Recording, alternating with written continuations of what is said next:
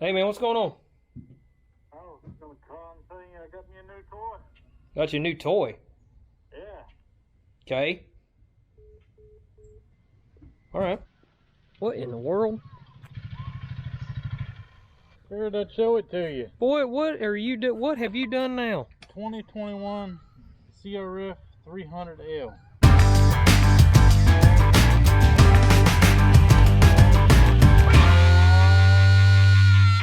You found you one, huh? Yeah.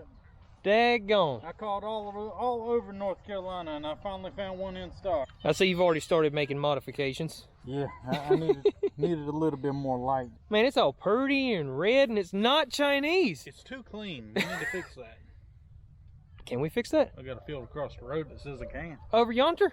Let's make it happen, Buck. It's gonna happen. Let's do it.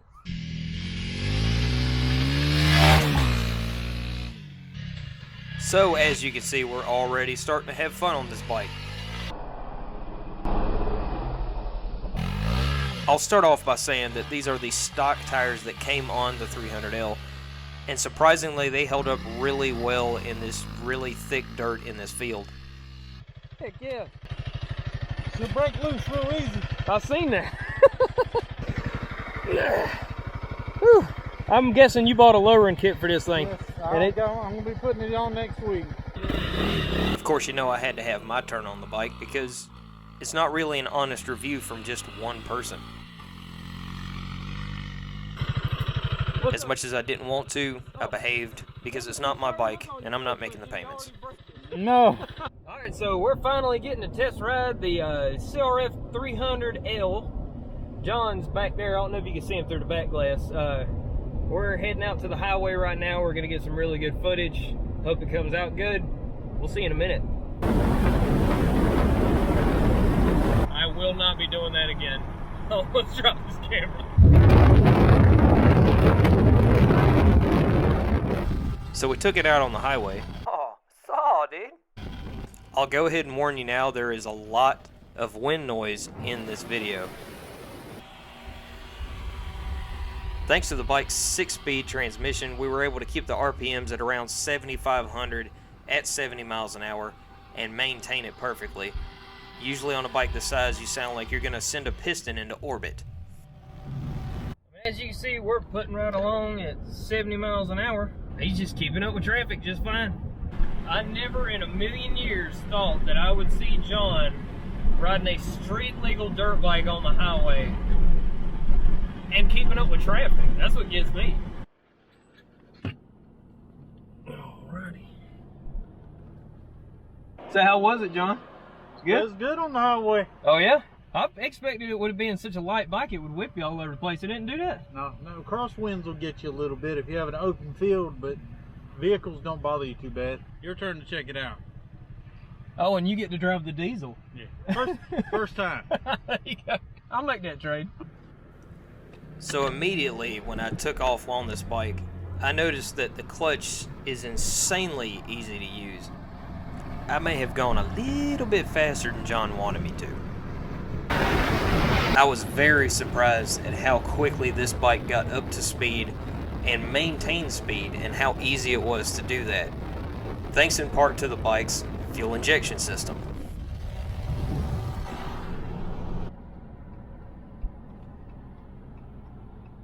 Beach. So while John's riding to the beach for about 2.5 hours, we're going to run through the specs for this bike. This is a dual overhead cam 4-valve 286cc engine that's liquid cooled, fuel injected via a 38mm throttle body with a 6-speed transmission. The suspension is a front inverted fork with a rear ProLink single shock, providing 10.2 inches of travel and 11.2 inches of ground clearance, sitting at 34.6 inches on the seat height. These Handlebar Mirrors actually work very good. I like them. The bike also makes 27 horsepower and 19.6 pound-feet of torque with a 313 pound curb weight, 76 miles per gallon out of a 2.06 gallon tank.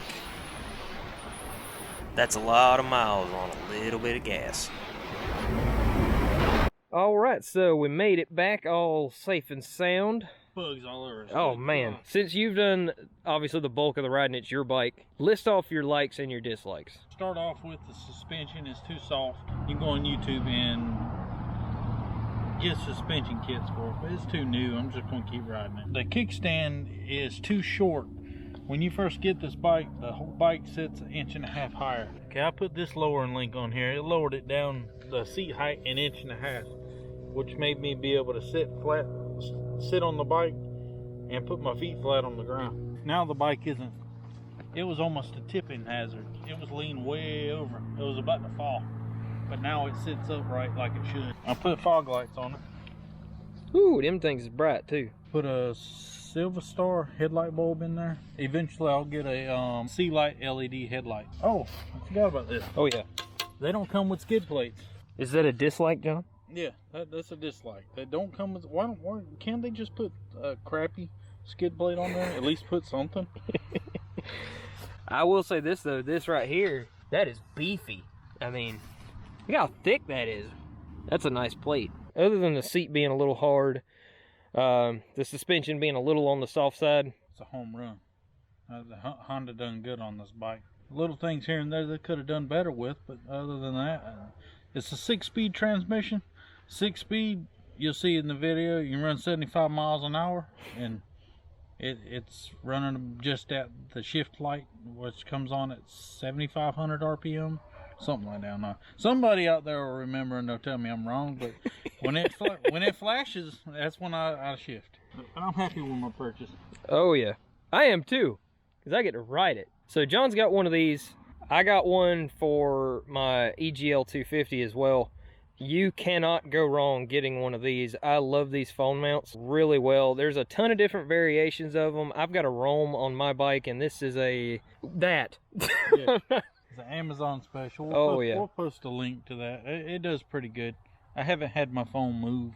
Oh yeah, because these do good to see what's behind you, but if somebody's over to your blind spot, that just gives you a little extra. Because if you crash on the trail with these, that's the first thing that's going to snap off. Hey, I have a question, John. Yeah. What Yeah. What happened here? I'm not very agile, okay? So, I went to throw my foot over, and it was still 1.5 inches higher. It don't seem like much, but I learned something on a dirt bike when it's tall. Step up over and get on it like that. It makes it so much easier getting on and off of a tall bike. It really does. It's not a tall bike for most people, but for short people, it is. The short people problems. Yeah, he's short too. Yeah, I'm short. I'm shorter than you. Yeah. It's either one foot or the other. I could not flat foot this bike when he first brought it over. It was kind of comical watching me try and get on and off this bike because it was like I needed a stool. This is probably one of the most fun bikes I've ever rode. I rode it all the way down to Wrightsville Beach from Fayetteville, North Carolina. So that was 202 miles according to the GPS. Were you sore or anything afterwards? My butt was sore. Because of that concrete seat you got on there. I'm happy. Heck yeah, man. I'm happy too because you got the bike and you make the payments and I occasionally get to ride it. So I made out like a fat rat in this little transaction. Eventually, We'll find him one. Yes, it's going to happen. That pretty much sums up John's 2021 Honda CRF300L, or as I call it, the Jonda. That is the name of that bike. No. This bike is the It's Jonda. not gonna happen. If you haven't already, you can like and subscribe. Make sure you use the links in the description to pick up a t-shirt from MiniBikeApparel or a Rattle Can Customs t-shirt. While we're thinking about it, show off our new shirts. Yes, sir. That's so cool, man. RCC with the drip in the front. Of course, the classic Sprocket logo in the back. Let's see, you see who just went past you. I like it. Yes, I never thought about that. That's funny. You gotta have that on the back. Yeah, of course. And until next time, y'all get up, get out there, and get after it.